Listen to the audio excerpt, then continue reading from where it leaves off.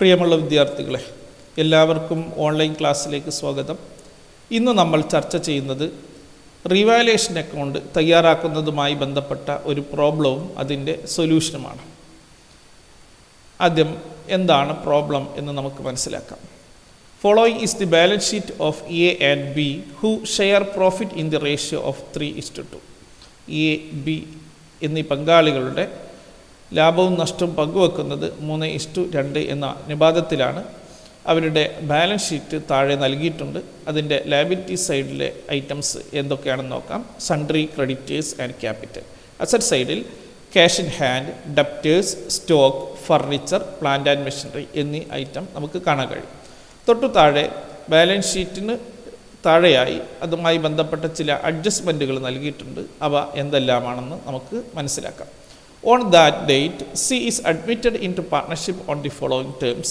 First one, C is to bring in rupees 15,000 as capital and rupees 5,000 as premium for goodwill for 1/6 share.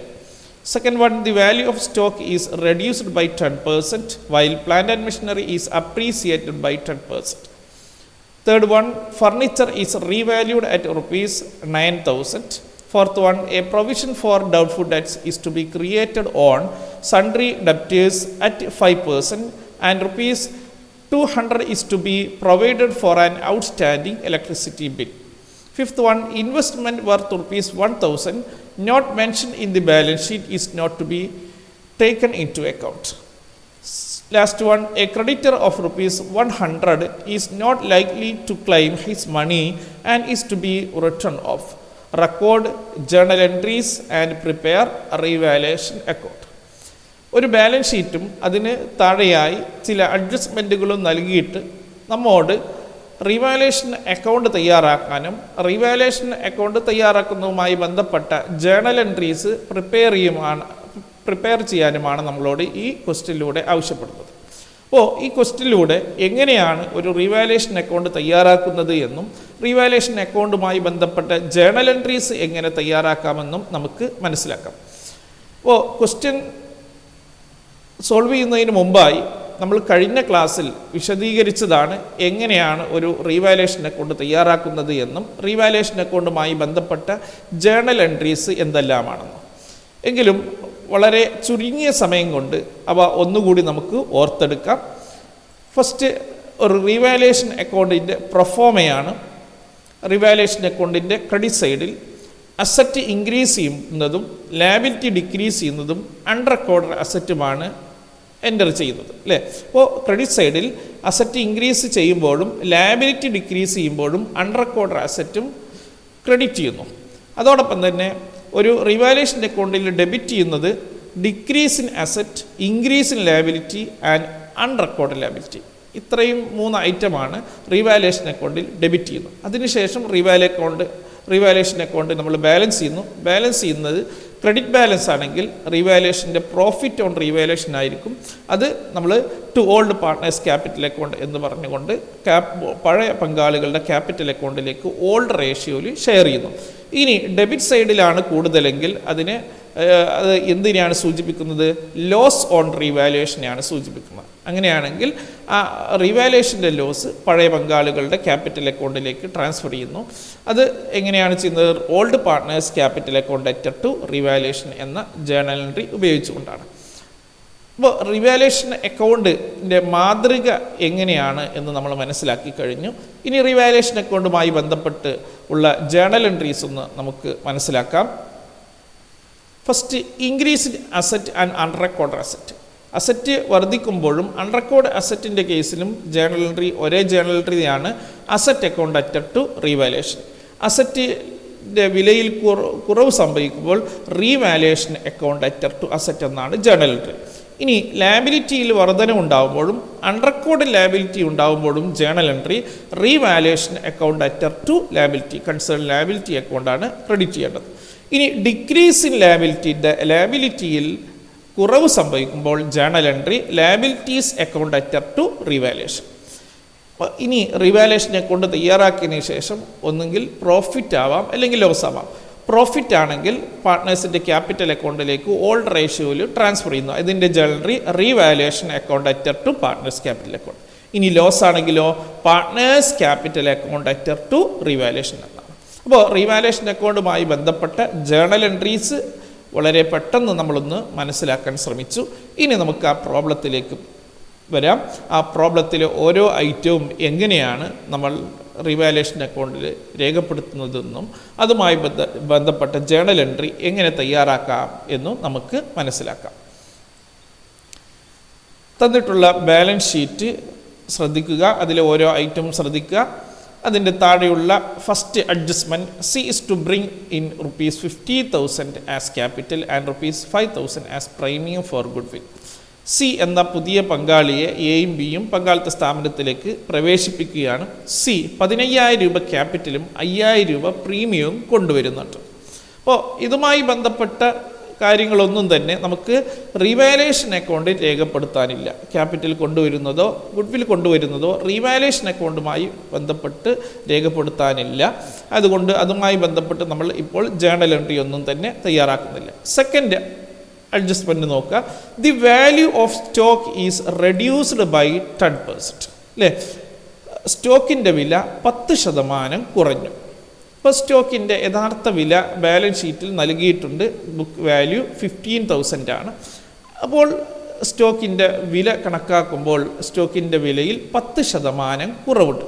അപ്പോൾ ഒരു asset കുറയുമ്പോൾ നമുക്കറിയാം, asset കുറയുമ്പോൾ revaluation അക്കൗണ്ടിൽ debit ചെയ്യുന്നു. Asset കുറയുമ്പോൾ ഉള്ള ജേണൽ എൻട്രി തൊട്ട് മുമ്പ് മനസ്സിലാക്കി നമ്മൾ റീവാലുവേഷൻ അക്കൗണ്ട് അറ്റർ ടു അസറ്റ്. ഇവിടെ എത്രയാണ് കുറവ് സംഭവിച്ചിട്ടുള്ളത് അത് മാത്രമാണ് രേഖപ്പെടുത്തേണ്ടത്. 15,000 ഉണ്ടായിരുന്ന സ്റ്റോക്കിൻ്റെ 10% കുറഞ്ഞിട്ടുള്ളത്. അപ്പോൾ അതിൻ്റെ 10% നമ്മൾ കണ്ടെത്തണം. അതാണ് റീവാലുവേഷൻ അക്കൗണ്ടിൽ ഡെബിറ്റ് ചെയ്യേണ്ടത്. അപ്പോൾ അസറ്റിൻ്റെ വിലയിൽ, സ്റ്റോക്ക് എന്ന് പറയുന്ന ഒരു അസറ്റാണ്, അസറ്റിൻ്റെ വിലയിൽ കുറവ് സംഭവിക്കുമ്പോൾ നമ്മൾ മുമ്പ് മനസ്സിലാക്കിയ ജേണൽ എൻട്രി ഓർക്കുക, റീവാലുവേഷൻ അക്കൗണ്ട് അറ്റർ ടു അസറ്റ്. അല്ലേ, അപ്പോൾ ഇവിടെ അതിൻ്റെ ജേണൽ എന്തായിരിക്കും? റീവാലുവേഷൻ അക്കൗണ്ട് അറ്റർ എത്രയാണ്? 15,000ൻ്റെ 10% 1,500 രൂപ. ടു അസറ്റ്, ടു അസറ്റ് ഇവിടെ ഏത് അസറ്റാണ്? സ്റ്റോക്ക്. അപ്പോൾ ടു സ്റ്റോക്ക് 1,500. അപ്പോൾ ഇതിൻ്റെ നരേഷൻ എങ്ങനെ രേഖപ്പെടുത്താൻ? സ്റ്റോക്കിൻ്റെ വിലയിൽ അല്ലെങ്കിൽ അസറ്റിൻ്റെ വിലയിൽ ഉണ്ടായ ഒരു കുറവാണ്. അല്ലേ, അപ്പോൾ decrease in the value of stock, സ്റ്റോക്കിൻ്റെ വിലയിൽ കുറവ് സംഭവിച്ചതാണ്. ഇനി അസറ്റിൻ്റെ വിലയിൽ അല്ലെങ്കിൽ സ്റ്റോക്കിൻ്റെ വിലയിൽ കുറവുണ്ടായപ്പോൾ അതുമായി ബന്ധപ്പെട്ട ജേണൽ എൻട്രി എന്താണെന്ന് നമ്മൾ മനസ്സിലാക്കി. ഇനി ഇതെവിടെ കൂടി രേഖപ്പെടുത്തണം? റീവാലുവേഷൻ അക്കൗണ്ടിൽ രേഖപ്പെടുത്തണം. അപ്പോൾ സ്റ്റോക്ക് ഒരു അസറ്റാണ്. അസറ്റ് കുറയുമ്പോൾ റീവാലുവേഷൻ അക്കൗണ്ടിൽ എന്ത് ചെയ്യും? റീവാലുവേഷൻ അക്കൗണ്ടിൽ നമ്മൾ അസറ്റ് കുറയുമ്പോഴും ദെൻ ലാബിലിറ്റി കൂടുമ്പോഴും അൺറെക്കോർഡ് ലാബിലിറ്റിയുടെ കേസിൽ 3 കേസിലാണ് റീവാലുവേഷൻ അക്കൗണ്ട് നമ്മൾ ഒരു ഐറ്റം ഡെബിറ്റ് ചെയ്യുന്നത്. അപ്പോൾ റീവാലുവേഷൻ അക്കൗണ്ടിൽ സ്റ്റോക്ക് എന്ന് പറഞ്ഞുകൊണ്ട് 1,500 രൂപ രേഖപ്പെടുത്തണം. അപ്പോൾ റീവാലുവേഷൻ അക്കൗണ്ടിൽ എങ്ങനെയാണ് രേഖപ്പെടുത്തിയതെന്ന് മനസ്സിലാക്കി, അതിൻ്റെ ജേണൽ എൻട്രി എങ്ങനെയാണ് രേഖപ്പെടുത്തേണ്ടത് എന്ന് നമ്മൾ മനസ്സിലാക്കി.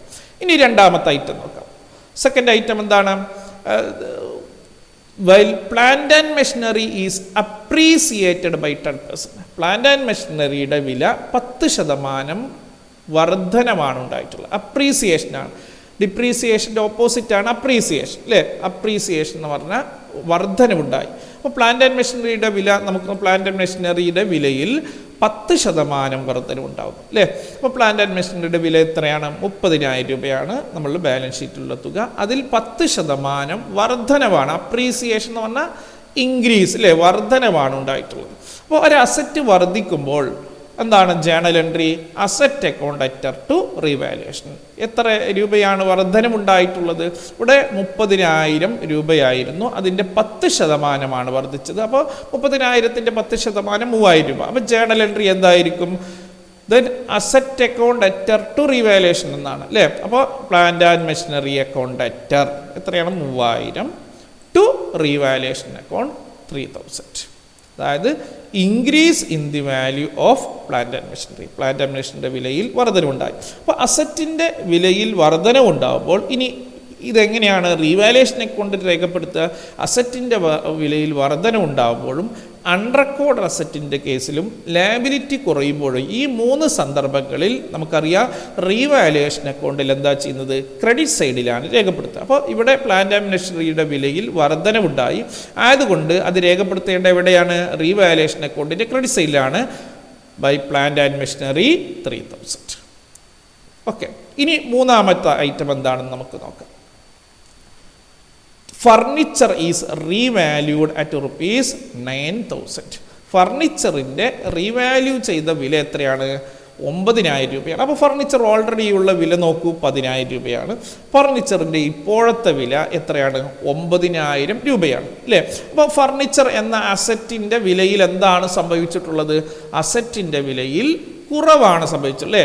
10,000 എന്നുള്ളത് 9,000 മാറി. അപ്പോൾ ഇവിടെ എത്ര രൂപയാണ് കുറവ് സംഭവിച്ചിട്ടുള്ളത്, നമുക്കറിയാം 10,000 രൂപയുണ്ടായിരുന്നു, 9,000 രൂപയായി എന്ന് പറയുമ്പോൾ 1000 രൂപയുടെ കുറവാണ് അപ്പോൾ decrease in the value of asset, decrease in the value of furniture, ഫർണിച്ചറിൻ്റെ വിലയിൽ 1000 രൂപ കുറഞ്ഞു.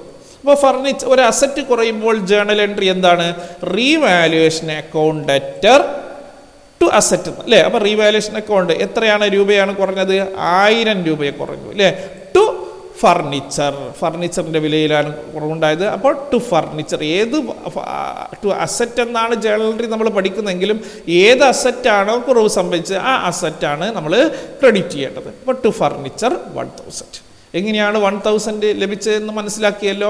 10,000 രൂപ ഉണ്ടായിരുന്നത് 9,000 കുറഞ്ഞു. അപ്പോൾ എത്രയാണ് കുറവ് സംഭവിച്ചത്, ആ കുറവ് സംഭവിച്ചതാണ് റീവാലുവേഷൻ അക്കൗണ്ടിൽ നമ്മൾ എന്ത് ചെയ്യേണ്ടത്, ഡെബിറ്റും ക്രെഡിറ്റും ചെയ്യേണ്ടത്. ഓക്കെ, അപ്പോൾ decrease in the value of, narration എങ്ങനെ രേഖപ്പെടുത്താം, decrease in the value of furniture. അപ്പോൾ അതിൻ്റെ ജേണൽ എൻട്രി നമ്മൾ രേഖപ്പെടുത്തി. ഇനി റീവാലുവേഷൻ അക്കൗണ്ടിൽ അസറ്റിൻ്റെ വിലയിൽ കുറവ് സംഭവിക്കുമ്പോൾ റീവാലുവേഷൻ അക്കൗണ്ടിൽ എന്താ ചെയ്യുക, ഡെബിറ്റ് ചെയ്യും അല്ലേ. അപ്പോൾ ടു ഫർണിച്ചർ എന്ന് പറഞ്ഞുകൊണ്ട് ആ 1,000 നമ്മൾ റീവാലുവേഷൻ അക്കൗണ്ടിൽ ഡെബിറ്റ് ചെയ്യുന്നു. ഇനി നെക്സ്റ്റ് അടുത്ത ഐറ്റം എന്താണെന്ന് നോക്കാം.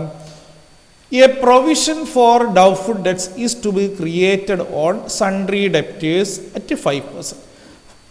ഡെപ്റ്റേഴ്സിൻ്റെ മുകളിൽ 5% പ്രൊവിഷൻ ക്രിയേറ്റ് ചെയ്യപ്പെടുന്നു അല്ലേ. ഇപ്പോൾ ഡെപ്റ്റേഴ്സ് എത്രയാണ്, 12,000 രൂപയാണ്. അപ്പോൾ 12,000 അസറ്റിൻ്റെ മുകളിൽ പ്രൊവിഷൻ ക്രിയേറ്റ് ചെയ്യുക എന്ന് പറയുമ്പോൾ 2 രീതിയിൽ നമുക്കതിനെ പരിഗണിക്കാം. ഒന്ന്, നമുക്കറിയാം പ്രൊവിഷൻ ക്രിയേറ്റ് ചെയ്യുമ്പോൾ പ്രൊവിഷൻ ആ ഡെപ്റ്റേഴ്സിൽ നിന്ന് കുറയ്ക്കുകയാണ് അല്ലേ. അപ്പോൾ ഡെപ്റ്റേഴ്സിൻ്റെ വിലയിൽ കുറവ് സംഭവിക്കുന്നു. അപ്പോൾ ആ രീതിയിൽ പരിഗണിക്കണമെങ്കിൽ നമുക്ക് പരിഗണിക്കാം. അല്ലെങ്കിൽ എന്താണ്, പ്രൊവിഷൻ എന്ന് പറയുന്നത് ഒരു പുതുതായിട്ടൊരു ലയബിലിറ്റി സൈഡ് രേഖപ്പെടുത്തേണ്ട ഒരു പ്രൊവിഷൻ, അങ്ങനെയാണ് ഒരു ലയബിലിറ്റി ആയിട്ടാണ് പരിഗണിക്കേണ്ടത്. അപ്പോൾ അതൊരു ഇൻക്രീസ് ലയബിലിറ്റി ആയിട്ട് വേണമെങ്കിൽ നമുക്ക് പരിഗണിക്കാം. എന്തായാലും ഒരു പ്രൊവിഷൻ ക്രിയേറ്റ് ചെയ്യുമ്പോൾ അതുമായി ബന്ധപ്പെട്ട ജേണൽ എൻട്രി ശ്രദ്ധിക്കണേ. പുതുതായിട്ടൊരു പ്രൊവിഷൻ ക്രിയേറ്റ് ചെയ്യുമ്പോൾ അതുമായി ബന്ധപ്പെട്ട journal entry revaluation account debtor to provision for doubtful debts എത്രയാണ്, 12,000 രൂപയുടെ 5% അല്ലേ. അപ്പോൾ 12,000 × 5/100 600 to provision for doubtful debts 600. അപ്പോൾ പ്രൊവിഷൻ ക്രിയേറ്റ് ചെയ്യുമ്പോൾ അസറ്റിൽ കുറവ് സംഭവിക്കുമ്പോൾ എന്താ ചെയ്യുക, revaluation account debtor to asset എന്ന് രേഖപ്പെടുത്തും. ഇനി ലയബിലിറ്റി കൂടുമ്പോഴോ അപ്പോഴും revaluation account debtor to liability. അപ്പോൾ 2 രീതിയിൽ പരിഗണിക്കുകയാണെങ്കിലും ജേണൽ എൻട്രി എന്താണ്, revaluation account debtor to provision for doubtful debts. എങ്ങനെയാണ് നമ്മൾ ജേണൽ എൻട്രി തയ്യാറാക്കേണ്ടത്, ക്രിയേറ്റ് പ്രൊവിഷൻ ഓൺ ഡെപ്റ്റേഴ്സ്. ഇനി ഇത് അസറ്റിൻ്റെ വിലയിൽ കുറവ് സംഭവിച്ചു അല്ലെങ്കിൽ ലയബിലിറ്റി കൂടി, അസറ്റിൻ്റെ വിലയിൽ കുറവ് സംഭവിക്കുമ്പോഴും അല്ലെങ്കിൽ ലയബിലിറ്റി കൂടുകയാണെങ്കിലും നമ്മൾ എവിടെ രേഖപ്പെടുത്തുക, റീവാലുവേഷൻ അക്കൗണ്ടിൻ്റെ ഡെബിറ്റ് സൈഡിലാണ് രേഖപ്പെടുത്തുക. അപ്പോൾ ഒരു പുതുതായിട്ടൊരു പ്രൊവിഷൻ ക്രിയേറ്റ് ചെയ്യുമ്പോൾ റീവാലുവേഷൻ അക്കൗണ്ടിൽ എന്ത് ചെയ്യണം, ഡെബിറ്റ് ചെയ്യണം പ്രൊവിഷൻ ഫോർ ഡൗട്ട്ഫുൾ ഡെറ്റ്സ് എന്ന് പറഞ്ഞുകൊണ്ട് ആ തുക റീവാലുവേഷൻ അക്കൗണ്ടിൽ രേഖപ്പെടുത്തും. Next, ₹200 is to be provided for an outstanding electricity bill. Outstanding electricity ബില്ലായിട്ട് 200 രൂപ പ്രൊവൈഡ് ചെയ്യണം എന്നാണ് പറയുന്നത്. അപ്പോൾ ഔട്ട്സ്റ്റാൻഡിങ് ഇലക്ട്രിസിറ്റി ബിൽ എന്ന് പറഞ്ഞാൽ ഔട്ട്സ്റ്റാൻഡിങ് എക്സ്പെൻസ് എന്ന് പറഞ്ഞാൽ എന്താണ്, ഒരു ലയബിലിറ്റിയാണ് അല്ലേ. അങ്ങനെ ഒരു ലയബിലിറ്റി സൈഡിൽ ഉണ്ടോ, ഇല്ല. അപ്പോൾ ഔട്ട്സ്റ്റാൻഡിങ് ഇലക്ട്രിസിറ്റി ബിൽ എന്ന് പറഞ്ഞാൽ റെക്കോർഡ് ചെയ്യാൻ വിട്ടുപോയ ഒരു ലാബിലിറ്റിയാണ്. അൺറെക്കോർഡഡ് ലാബിലിറ്റിയാണ് എന്ത് ഔട്ട്സ്റ്റാൻഡിങ് ഇലക്ട്രിസിറ്റി ബിൽ എന്ന് പറഞ്ഞാൽ. ഒരു അൺറെക്കോർഡ് ലാബിലിറ്റിയുടെ ജേണൽ എൻട്രി എന്താണ്? റീവാലുവേഷൻ അക്കൗണ്ട് അറ്റർ ടു ലാബിലിറ്റി അല്ലേ. അപ്പോൾ ആ റീവാലുവേഷൻ അക്കൗണ്ടിൽ എന്ത് ചെയ്യും? ഡെബിറ്റ് ചെയ്യും അല്ലേ. അപ്പോൾ ഇത് നോക്കൂ, ഔട്ട്സ്റ്റാൻഡിങ് ഇലക്ട്രിസിറ്റി ബിൽ എന്നത് ഔട്ട്സ്റ്റാൻഡിങ് എക്സ്പെൻസ് എന്ന് പറഞ്ഞാൽ എന്താണ്? ഒരു ലാബിലിറ്റിയാണ്. അത് ലാബിലിറ്റി സൈഡിലുണ്ടോ? ഇല്ല. സൺട്രി ക്രെഡിറ്റേഴ്സും ക്യാപിറ്റൽ എന്നീ 2 ഐറ്റമേ ഉള്ളൂ. അപ്പോൾ അത് റെക്കോർഡ് ചെയ്യപ്പെടാത്ത ഒരു ലാബിലിറ്റിയാണ്. അപ്പോൾ അൺറെക്കോർഡ് ലാബിലിറ്റി എങ്ങനെയാണ് രേഖപ്പെടുത്തേണ്ടത്? Revaluation account അറ്റർ to unrecorded liability അല്ലെങ്കിൽ ലാബിലിറ്റി അല്ലേ. അപ്പോൾ ഇതൊരു ബാലൻസ് ഷീറ്റിൽ ഇല്ലാത്ത ഒരു ലാബിലിറ്റിയാണ്. അപ്പോൾ journal entry revaluation account debtor 200 to outstanding electricity bill 200. അപ്പോൾ അൺറെക്കോർഡഡ് ഔട്ട്സ്റ്റാൻഡിങ് ഇലക്ട്രിസിറ്റി ബില്ലാണ് ഇത്, ഈ 200 രൂപ. അപ്പോൾ ഔട്ട്സ്റ്റാൻഡിങ് ഇലക്ട്രിസിറ്റി ബിൽ എന്ന് പറഞ്ഞാൽ ഒരു ലാബിലിറ്റിയാണ്, ഒരു അൺറെക്കോർഡ് ലാബിലിറ്റിയാണ്. അൺറെക്കോർഡ് ലാബിലിറ്റി റീവാലുവേഷൻ അക്കൗണ്ടിൽ ഡെബിറ്റ് ചെയ്യും അല്ലേ. റീവാലുവേഷൻ അക്കൗണ്ടിൽ ഡെബിറ്റ് ചെയ്യുന്ന ഐറ്റം എന്തൊക്കെയാണ്? അസറ്റ് കുറയുമ്പോഴും ലാബിലിറ്റി കൂടുമ്പോഴും അൺറെക്കോർഡ് ലാബിലിറ്റിയുടെ കേസിൽ. അപ്പോൾ റീവാലുവേഷൻ അക്കൗണ്ടിൻ്റെ ഡെബിറ്റ് സൈഡിൽ ഔട്ട്സ്റ്റാൻഡിങ് ഇലക്ട്രിസിറ്റി ബിൽ 200 രേഖപ്പെടുത്തണം. ഇനി അടുത്ത ഐറ്റം നോക്കാം. 5th item, investment worth ₹1,000 not mentioned in the balance sheet is to be taken into account. 1000 രൂപ ഇൻവെസ്റ്റ്മെൻറ്റ് ബാലൻസ് ഷീറ്റ് പ്രതിപാദിക്കാത്ത 1000 രൂപ ഇൻവെസ്റ്റ്മെൻ്റ് ഉണ്ട്, അത് നമ്മൾ പരിഗണിക്കണം. അപ്പോൾ ആദ്യം നമുക്ക് ബാലൻസ് ഷീറ്റിൻ്റെ അസറ്റ് സൈഡിലേക്കൊന്ന് കണ്ണോടിച്ച് നോക്കുക. അവിടെ ഇൻവെസ്റ്റ്മെൻറ്റ് എന്നൊരു ഐറ്റം ഉണ്ടോ? ഇല്ല. അപ്പോൾ ബാലൻസ് ഷീറ്റിലില്ലാത്ത അൺറെക്കോർഡ് അസറ്റാണെന്ത്? ഈ 1000 രൂപയുടെ ഇൻവെസ്റ്റ്മെൻ്റ് എന്ന് പറയുന്നത്. അപ്പോൾ അൺറെക്കോർഡ് അസറ്റിൻ്റെ ജേണൽ എൻട്രി എന്താണ്? അസറ്റ് വർദ്ധിക്കുമ്പോഴും അൺറെക്കോർഡ് അസറ്റിൻ്റെ കേസിലും journal entry asset account അറ്റർ to revaluation. ഇവിടെ ഏത് അസറ്റാണ്? അൺറെക്കോർഡ് ആയിട്ടുള്ള ഇൻവെസ്റ്റ്മെൻറ്റ്. അപ്പോൾ ഇൻവെസ്റ്റ്മെൻറ്റ് അക്കൗണ്ട് അറ്റർ ടു റീവാലുവേഷൻ. അപ്പോൾ ഇതൊരു അൺറെക്കോർഡഡ് അസറ്റാണ്. അൺറെക്കോർഡ് അസറ്റിൻ്റെ ജേണൽ എൻട്രി എന്തായിരിക്കും? ഞാൻ പറഞ്ഞു അസറ്റ് അക്കൗണ്ട് അറ്റർ ടു റീവാലുവേഷൻ. ഇവിടെ അസറ്റ് ഏതാണ്? ഇൻവെസ്റ്റ്മെൻറ്റ്. അപ്പോൾ investment account debtor 1000 to revaluation 1000. Unrecorded investment നമ്മൾ റെക്കോർഡ് ചെയ്തു. അപ്പോൾ ഇത് അൺറെക്കോർഡഡ് അസറ്റാണെന്ന് എങ്ങനെ മനസ്സിലാക്കാം? ബാലൻസ് ഷീറ്റിൻ്റെ അസറ്റ് സൈഡിൽ ഇല്ലാത്ത ഒരു ഐറ്റമാണിത് അല്ലേ. അപ്പോൾ അതൊരു അൺറെക്കോർഡഡ് അസറ്റാണ്. ഇനി ഈ അൺറെക്കോർഡഡ് അസറ്റ് നമ്മൾ റീവാലുവേഷൻ അക്കൗണ്ടിൽ എന്താ ചെയ്യാം? അസറ്റ് കൂടുമ്പോഴും അൺറെക്കോർഡഡ് അസറ്റും ലാബിലിറ്റി കുറയുമ്പോഴും എല്ലാം റീവാലുവേഷൻ അക്കൗണ്ടിൽ ക്രെഡിറ്റ് ചെയ്യും. അപ്പോൾ ഇവിടെ ഇൻവെസ്റ്റ്മെൻറ്റ് റീവാലുവേഷൻ അക്കൗണ്ടിൽ നമ്മൾ ക്രെഡിറ്റ് ചെയ്യണം. ദെൻ ഇനി ലാസ്റ്റ് ഐറ്റം നോക്കൂ. A creditor of ₹100 is not likely to claim his money and is to be written off. നമുക്ക് ക്രെഡിറ്റർ എന്ന് പറഞ്ഞാൽ നമുക്കുള്ള ബാധ്യതയാണ്, നമുക്ക് നൽകാനുള്ള തുകയാണ്. ആ തുക യിലെ 100 രൂപ അയാൾ ആവശ്യപ്പെടില്ല. 3 ക്രെഡിറ്റർക്ക് നൽകാനുള്ള ഇതിലെ ഒരു 100 രൂപ ആ ക്രെഡിറ്റർ ആവശ്യപ്പെടില്ല. അതുകൊണ്ട് അത് നമുക്ക് റൈറ്റ് ഓഫ് ചെയ്യാം. അപ്പോൾ അയാൾ ആവശ്യപ്പെടില്ല എന്ന് പറഞ്ഞാൽ നമ്മളുടെ ലാബിലിറ്റി ബാധ്യത കുറഞ്ഞു എന്നർത്ഥം അല്ലേ. അപ്പോൾ ഒരു സൺട്രി ക്രെഡിറ്റർ 20,000-ൽ 100 രൂപ കുറവാണ്, അത് 100 രൂപ അയാൾ ആവശ്യപ്പെടുന്നില്ല. അപ്പോൾ ആയതുകൊണ്ട് തന്നെ അത് നമുക്ക് എഴുതി തള്ളാവുന്നതാണ്. അപ്പോൾ ഇവിടെ ഡിക്രീസ് ഇൻ ദി ലാബിലിറ്റി അല്ലേ, ലാബിലിറ്റിയിൽ കുറവ് സംഭവിച്ചു. ലാബിലിറ്റി കുറയുമ്പോഴും എന്താണ് journal entry? Liability account അറ്റർ to revaluation അല്ലേ. അപ്പോൾ ഇവിടെ ഏതാണ് ലാബിലിറ്റിയാ കുറഞ്ഞത്? സൺട്രി ക്രെഡിറ്റർ കുറഞ്ഞത്. അപ്പോൾ സൺട്രി ക്രെഡിറ്റർ അക്കൗണ്ട് അറ്റർ എത്രയാ കുറവ് സംഭവിച്ചത്? 100 രൂപയാണ് ആവശ്യപ്പെട്ടില്ല എന്ന് പറയുന്നത്. Sundry creditor account debtor 100 to revaluation account 100. Decrease in liability, ലാബിലിറ്റിയിലുണ്ടായ കുറവ്, അതായത് സൺട്രി ക്രെഡിറ്റേഴ്സിൽ 100 രൂപ കുറഞ്ഞു. അപ്പോൾ ഇനി ലാബിലിറ്റി കുറയുമ്പോൾ നമ്മൾ റീവാലുവേഷൻ അക്കൗണ്ടിൽ എവിടെയാണിത് രേഖപ്പെടുത്തുക? റീവാലുവേഷൻ അക്കൗണ്ടിൻ്റെ ക്രെഡിറ്റ് സൈഡിലാണ് രേഖപ്പെടുത്തുക. അപ്പോൾ റീവാലുവേഷൻ അക്കൗണ്ട് ക്രെഡിറ്റ് സൈഡിൽ സൺട്രി ക്രെഡിറ്റേഴ്സ് 100. അപ്പോൾ നമ്മൾ ക്വസ്റ്റ്യനിലെ എല്ലാ അഡ്ജസ്റ്റ്മെൻറ്റുകളും നമ്മൾ ഇപ്പോൾ രേഖപ്പെടുത്തി കഴിഞ്ഞു. നിങ്ങൾ വീഡിയോ കാണുമ്പോൾ ആദ്യം നമ്മൾ ആ ക്വസ്റ്റ്യൻ നിങ്ങളുടെ നോട്ട്ബുക്കിലേക്കൊന്ന് പകർത്തി എഴുതിയതിന് ശേഷം ബാക്കി ഭാഗങ്ങൾ കാണാൻ വേണ്ടി ശ്രമിക്കുക. അപ്പോൾ ഓരോന്നായിട്ട് വ്യക്തമായിട്ട് നിങ്ങൾക്ക് മനസ്സിലാക്കാൻ കഴിയും. അപ്പോൾ റീവാലുവേഷൻ അക്കൗണ്ടിൻ്റെ എല്ലാ ഐറ്റവുമായി ബന്ധപ്പെട്ട എല്ലാ അഡ്ജസ്റ്റ്മെൻറ്റുകളും നമ്മൾ രേഖപ്പെടുത്തി. ഇനി നമ്മൾ എന്ത് ചെയ്യണം? റീവാലുവേഷൻ അക്കൗണ്ട് ടോട്ടൽ ചെയ്യണം. ടോട്ടൽ ചെയ്യുമ്പോൾ ഏത് സൈഡാണോ കൂടുതലെങ്കിൽ ആ സൈഡ് ആദ്യം നമുക്ക് ടോട്ടൽ ചെയ്യാം. നമുക്കറിയാം ഇവിടെ ക്രെഡിറ്റ് സൈഡിലാണ് കൂടുതൽ. എമൗണ്ട് എത്രയാണ്? 4100 എന്ന് കിട്ടും. ഇനി അതിൻ്റെ ബാലൻസ് കാണണം അല്ലേ? അപ്പോൾ ബാലൻസ് കാണാൻ ആ തുക ഡെബിറ്റ് സൈഡിലേക്ക് കൊണ്ടുവരിക. അതിൻ്റെ ബാലൻസ് നമ്മൾ കാണുമ്പോൾ എത്രയാണ് ലഭിക്കുക? ബാലൻസ് പാർട്ട്നേഴ്സിൻ്റെ ക്യാപിറ്റൽ അക്കൗണ്ടിലേക്ക് ട്രാൻസ്ഫർ ചെയ്യണം. റീവാലുവേഷൻ അക്കൗണ്ടിൻ്റെ ബാലൻസ് 800 എന്ന് നമുക്ക് ലഭിക്കും. ഈ റീവാലുവേഷൻ അക്കൗണ്ടിൻ്റെ ബാലൻസ് എന്ത് ബാലൻസാണ്? ക്രെഡിറ്റ് സൈഡിലാണ് കൂടുതൽ അല്ലേ? അപ്പോൾ ക്രെഡിറ്റ് സൈഡിൽ റീവാലുവേഷൻ അക്കൗണ്ടിൻ്റെ ക്രെഡിറ്റ് ബാലൻസ് എന്ന് പറഞ്ഞാൽ പ്രോഫിറ്റ് ഓൺ റീവാലുവേഷൻ്റെ പ്രോഫിറ്റ് ആണെന്ന് അർത്ഥം. ഡെബിറ്റ് ബാലൻസ് ഡെബിറ്റ് സൈഡിൽ കൂടുതലും ക്രെഡിറ്റ് സൈഡിൽ കുറവാണെങ്കിൽ ഡെബിറ്റ് ബാലൻസ് ആയിരിക്കും. അപ്പോൾ റീവാലുവേഷൻ ലോസ് ആണ് എന്നർത്ഥം. അപ്പോൾ പ്രോഫിറ്റ് ആണെങ്കിലും ലോസ് ആണെങ്കിലും പഴയ പങ്കാളികളുടെ ക്യാപിറ്റൽ അക്കൗണ്ടിലേക്ക് പഴയ റേഷ്യോയിൽ നമുക്ക് ട്രാൻസ്ഫർ ചെയ്യണം. അപ്പോൾ പ്രോഫിറ്റ് ആണെങ്കിൽ journal entry revaluation account അറ്റർ to partners capital account. അപ്പോൾ നമ്മൾ എന്ത് ചെയ്യും? ഈ പ്രോഫിറ്റ് 800 രൂപ പാർട്ട്നേഴ്സിൻ്റെ ക്യാപിറ്റൽ അക്കൗണ്ടിലേക്ക് ട്രാൻസ്ഫർ ചെയ്യണം. അത് ഏത് റേഷ്യോയിലാണ്? അവരുടെ പഴയ റേഷ്യോയിൽ. അപ്പോൾ ഈ 800 രൂപ എ ബി എന്നീ 2 പങ്കാളികൾക്കായി നമ്മൾ ഷെയർ ചെയ്യണം. അപ്പോൾ എന്താണ്? പാർട്ട്നേഴ്സിൻ്റെ ക്യാപിറ്റൽ അക്കൗണ്ടിൽ എയുടെ ക്യാപിറ്റൽ അക്കൗണ്ടിലേക്ക് 800 രൂപയുടെ ഓൾഡ് റേഷ്യോയിൽ 800 ഇൻറ്റു 3:2 ആണ് പ്രോഫിറ്റ് ഷെയർ റേഷ്യോ. അപ്പോൾ 3/5 എക്ക് ലഭിക്കുന്നു. ബിക്കോ 800 ഇൻറ്റു 2/5. ബിക്ക് 800 ഇൻറ്റു 2/5 ദാറ്റ് ഈസ് 320. അപ്പോൾ ഇങ്ങനെയാണ് ഒരു റീവാലുവേഷൻ അക്കൗണ്ട് തയ്യാറാക്കുന്നത്. പ്രത്യേകം ശ്രദ്ധിക്കണം, റീവാലുവേഷൻ അക്കൗണ്ടിൻ്റെ പ്രോഫിറ്റ് ആണെങ്കിലും ലോസ് ആണെങ്കിലും പാർട്ട്നേഴ്സിൻ്റെ ക്യാപിറ്റൽ അക്കൗണ്ടിലേക്ക് ഷെയർ ചെയ്ത് നമ്മൾ റീവാലുവേഷൻ അക്കൗണ്ടിൽ കാണിക്കണം.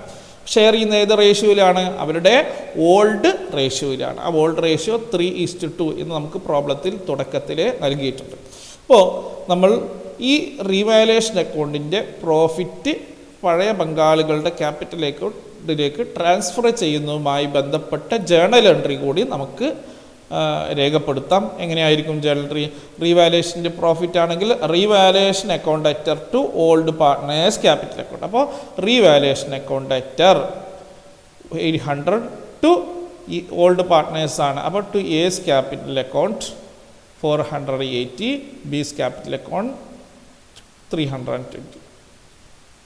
Profit on revaluation transferred. അപ്പോൾ നമ്മളൊരു പ്രോബ്ലം ചർച്ച ചെയ്തുകൊണ്ട് എങ്ങനെയാണ് റീവാലുവേഷൻ അക്കൗണ്ട് തയ്യാറാക്കുക എന്നും അതുമായി ബന്ധപ്പെട്ട ജേണൽ എൻട്രി എങ്ങനെ തയ്യാറാക്കാമെന്നും വിശദീകരിച്ചു. ഒരു പങ്കാളിയുടെ അഡ്മിഷനുമായി ബന്ധപ്പെട്ട് മാത്രമല്ല, റിട്ടയർമെൻറ്റ്, ഡെത്ത് എന്നീ സന്ദർഭങ്ങളിലെല്ലാം തന്നെ നമുക്ക് റീവാലുവേഷൻ അക്കൗണ്ട് തയ്യാറാക്കേണ്ടതുണ്ട്. അപ്പോൾ വളരെയധികം പ്രാധാന്യമുള്ള ഒരു ടോപ്പിക്കാണത് എന്ന് നിങ്ങൾ മനസ്സിലാക്കുക. അതിനനുസരിച്ച് ജാഗ്രതയോടുകൂടി പാഠഭാഗം പ്രത്യേകം ശ്രദ്ധിച്ച് പഠിക്കാൻ ശ്രമിക്കണമെന്ന് ഓർമ്മപ്പെടുത്തുന്നു.